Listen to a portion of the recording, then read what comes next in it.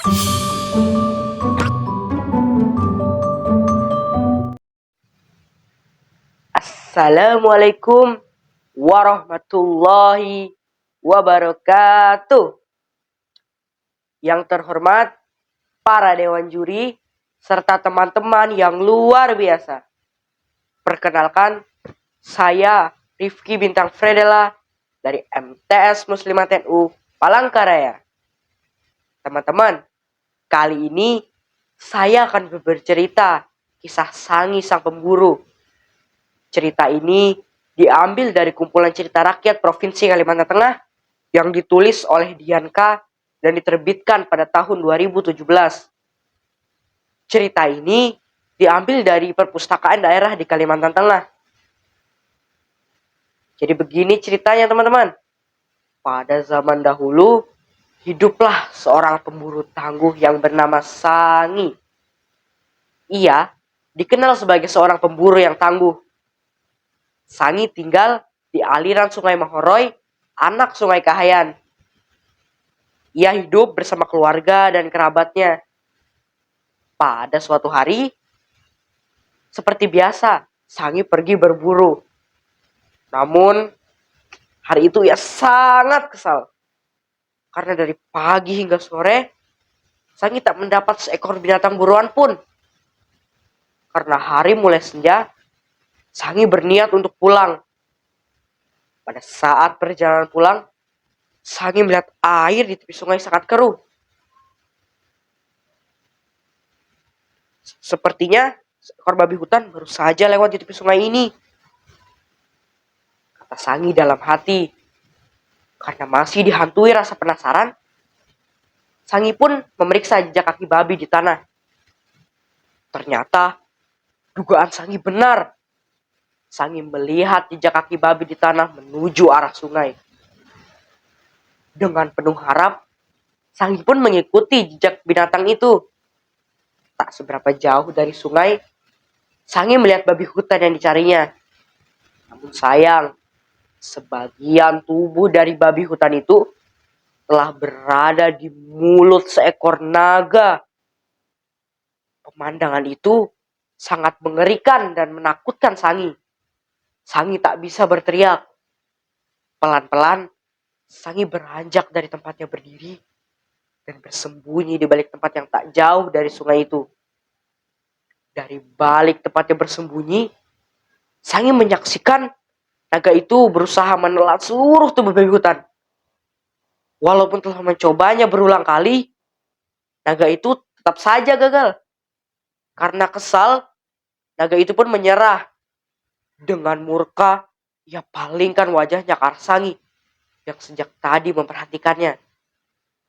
Mengetahui hal tersebut, Sangi sangat ketakutan. Badannya gemetar. Aduh, gawat. Naga itu mengetahui keberadaan saya di sini. Jangan-jangan ia hendak memaksa saya. Baru saja ucapan itu lepas dari mulut Sangi, dalam sekejap, mata bayangan naga itu menghilang dan menjelma menjadi seorang pemuda yang tampan. Pemuda itu pun datang menghampiri Sangi dan memegang lengannya. Hei anak muda, telanlah babi hutan itu.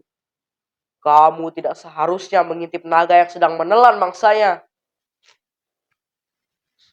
Saya tidak bisa. Bagaimana mungkin saya menelan babi hutan sebesar itu? Turuti perintahku.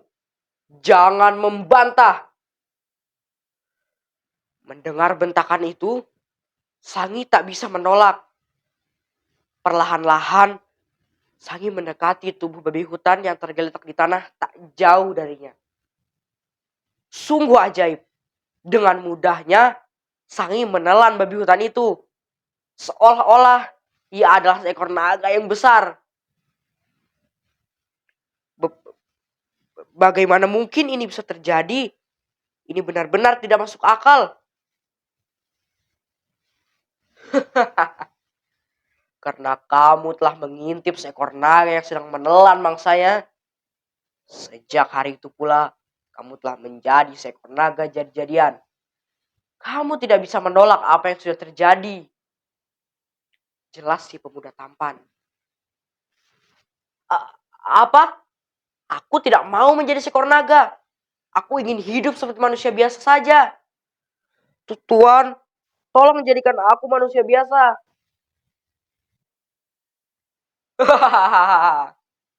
Kamu tidak perlu cemas anak muda. Selama kamu dapat merahasiakan kejadian ini, maka kamu akan terus hidup seperti manusia biasa.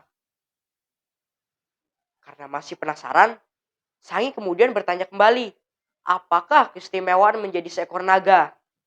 Sambil tersenyum, sang pemuda menjawab bahwa Sangi adalah orang yang sangat beruntung. Dengan menjadi naga, Sangi akan terus awet muda. Sangi sangat senang mendengar jawaban itu. Lalu, Sangi pun kembali bertanya, apakah ada pantangannya? Ternyata, pemuda itu menyuruh Sangi untuk tidak menceritakan kejadian ini kepada siapapun. Jika Sangi melanggarnya, maka tubuh Sangi akan menjelma menjadi seekor naga. Sangi pun bersedia mematuhi larangan dari pemuda tampan itu. Ia pun bergegas untuk pulang. Sejak hari itu, Sangi terus menjaga rahasianya agar tidak diketahui oleh siapapun, termasuk keluarga dan juga kerabatnya. Dengan demikian, Sangi terus hidup sampai usia 150 tahun.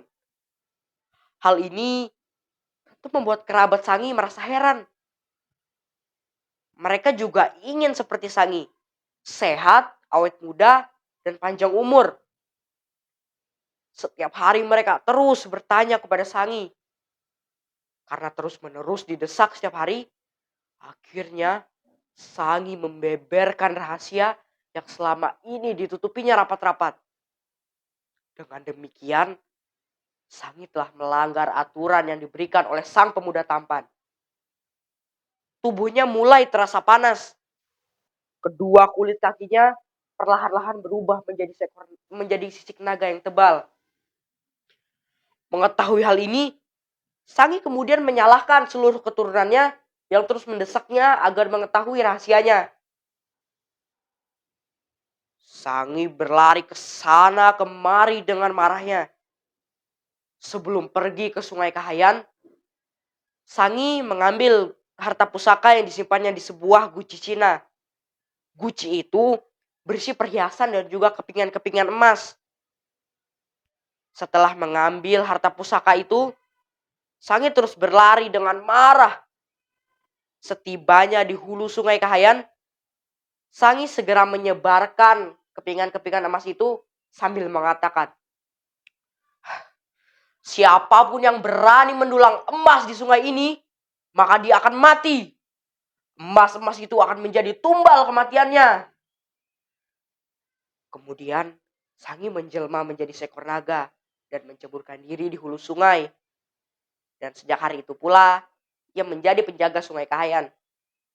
Anak Sungai Kahayan itu lalu disebut sebagai Sungai Sangi. Nah teman-teman, sampai sekarang gak ada loh orang yang berani mendulang emas di aliran sungai itu. Mereka takut terkena kutukan Sangi. Karena tak sedikit penduduk yang mengaku bahwa mereka pernah melihat sesosok naga besar yang duduk di bongkahan batu yang besar saat bulan purnama. Mereka percaya itu adalah naga jelmaan Sangi. Teman-teman, dari cerita Sangi tadi, ada pesan moral yang bisa kita ambil sedikit. Yang pertama, jika kita sudah berjanji kepada orang lain, hendaklah kita menepatinya. Selain itu, yang kedua, rahasia diri dan keluarga hendaklah ditutup rapat-rapat. Nah teman-teman, sekian dulu ya cerita dari saya. Wassalamualaikum warahmatullahi wabarakatuh.